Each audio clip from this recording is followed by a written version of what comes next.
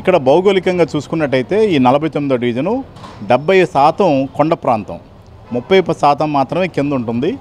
ఈ కొండ ప్రాంతంలో ఉన్నటువంటి రిజర్వాయర్ ఏదైతే ఉందో ఆ రిజర్వాయర్కి వాళ్ళు పెంచి పైకి, అంటే చుట్టుపక్కల ఉన్న వాళ్ళందరూ కూడా చాలామంది గోళీలు ఆడుకునేవాళ్ళు, వీళ్ళు వచ్చి రిజర్వాయర్లో పడిపోతారేమో అని చెప్పేసి అక్కడ చక్కగా గోడ నిర్మించడం జరుగుతుంది. అది దాదాపుగా 25 లక్షల రూపాయలు.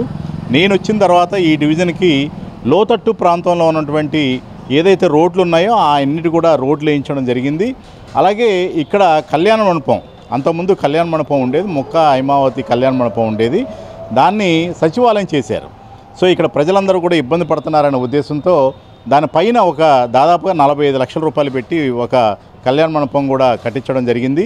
అలాగే ఇక్కడ ఉన్నటువంటి పైప్ లైన్లు కూడా, పైప్ లైన్ ఏదైతే ఉందో ఆ పైప్ లైన్ అన్నీ కూడా మార్చడం జరిగింది. దాదాపుగా అంతకుముందు టోటల్గా ఉన్నటువంటి 40 సంవత్సరాల నుంచి ఉన్నటువంటి, అంతకుముందు కార్పొరేటర్లు ఏం చేశారో నాకైతే తెలియదు, కానీ దాదాపుగా 40 సంవత్సరాల నుంచి, అంతకుముందు నేను కేదరస్పేటలో ఉన్నప్పుడు కూడా అక్కడికి వెళ్ళిన తర్వాత కూడా పైప్ లైన్ మార్చాను నేను. అలాగే ఇక్కడికి వచ్చిన తర్వాత వాటర్ పైప్ లైన్ మార్చాను. అది చిరస్థాయిగా ఉండిపోయేలాగా ప్రజలందరూ కూడా చెప్పుకుంటున్నారు. మంచినీటి సౌకర్యం కూడా కొండ ప్రాంతంలో బోస్టర్లు పెట్టించడం జరిగింది. అంటే ఆ ఫోర్సు తన్నడానికి బోస్టర్లు పెడతాం, ఆ బోస్టర్లు పెట్టడం జరిగింది. అలాగే పైన ఉన్నటువంటి ప్లేస్లో రిటైనింగ్ వాల్ ఎప్పటి నుంచో ప్రజలు అడుగుతున్నారు. ఇక్కడ వీరై వీధిలో అని చెప్పేసి ఉంది సచివాలయం పైన 49వ డివిజన్లో, అక్కడ కూడా 50 లక్షల రూపాయలు పెట్టి రిటైనింగ్ వాల్, అంటే ఒక ప్రజాప్రతినిధిగా వచ్చిన తర్వాత అండి ప్రజల్ని ఇబ్బంది పెట్టి దండుకోవడం కాదు, చేయాల్సింది ఏంటంటే చిరస్థాయిగా నిలిచిపెట్టినటువంటి పనులు చేసి వెళ్ళిపోవాలి. 5 ఏళ్ళు మనల్ని మెచ్చి మనల్ని వాళ్ళందరూ కూడా ఓట్లేసి మనల్ని గెలిపించారు ఏదో చేస్తాడని చెప్పి. ఆ టైంలో మనం వాళ్ళని దోచుకొని మనల్ని ఇబ్బంది పెట్టకూడదు. సో వాళ్ళకి మనం ఏం చేయాలో అనేది చేయాలి. ఇక్కడ నేను పార్కులు చేయాలని అనుకున్నాను, కానీ కొండ ప్రాంతం పార్కులు చేయడానికి కుదరదు.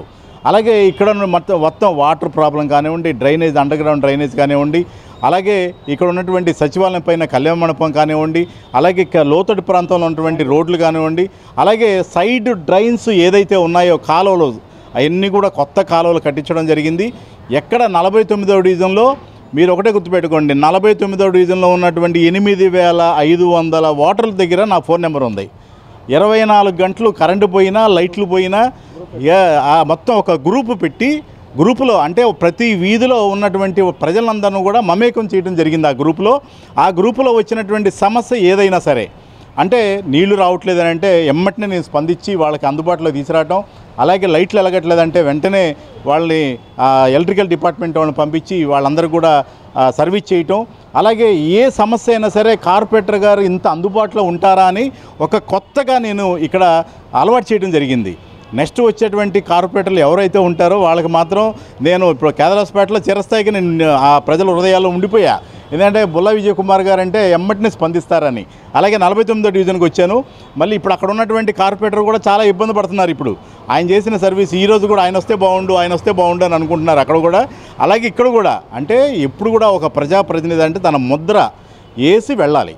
అలాగే నేను ఇక్కడ ప్రజలందరూ కూడా మమేకం అవటం, వాళ్ళకి ఏదన్నా సర్వీసు అంటే ఫైనాన్షియల్గా హెల్ప్ చేయటంలో విషయంలో కానివ్వండి, అలాగే పేదవాళ్ళు చనిపోయినప్పుడు వాళ్ళకి హెల్ప్ చేయటం విషయంలో కానివ్వండి, అలాగే పుష్పావతి ఫంక్షన్లు అయితే పేదవాళ్ళు చేసుకోలేని ఫంక్షన్లో వాళ్ళకి ఫైనాన్షియల్గా హెల్ప్ చేయటం కానివ్వండి, మనకు భగవంతుడు ఇచ్చాడు, వాళ్ళకి పేదవాళ్ళకి హెల్ప్ చేస్తే మనకు భగవంతుడు ఇస్తాడనే ఆశయంతో పనిచేశాను. నేను అసలుకి రాజకీయాల్లో వచ్చిందే ప్రజాసేవ చేయడానికి. నాకైతే చాలా సంతృప్తిగా ఉంది. దాదాపుగా 10 ఏళ్ల నుంచి నేను కార్పొరేటర్గా ఉన్నాను. ప్రజలందరూ కూడా ఆశీస్సులతో, మరి రాబోయే కాలంలో ఎలా ఉంటుందో అయితే నాకు తెలియదు. ఇప్పుడు వరకు అయితే మాత్రం ఐఎమ్ వెరీ మచ్ సాటిస్ఫైడ్, చాలా సాటిస్ఫాక్షన్గా ఉన్నాను. ప్రజలందరూ నా పట్ల సాటిస్ఫాక్షన్గా ఉన్నారు. నేను సాటిస్ఫాక్షన్గా ఉంటాం కాదు, ప్రజలు నా పట్ల సాటిస్ఫాక్షన్గా ఉన్నారు.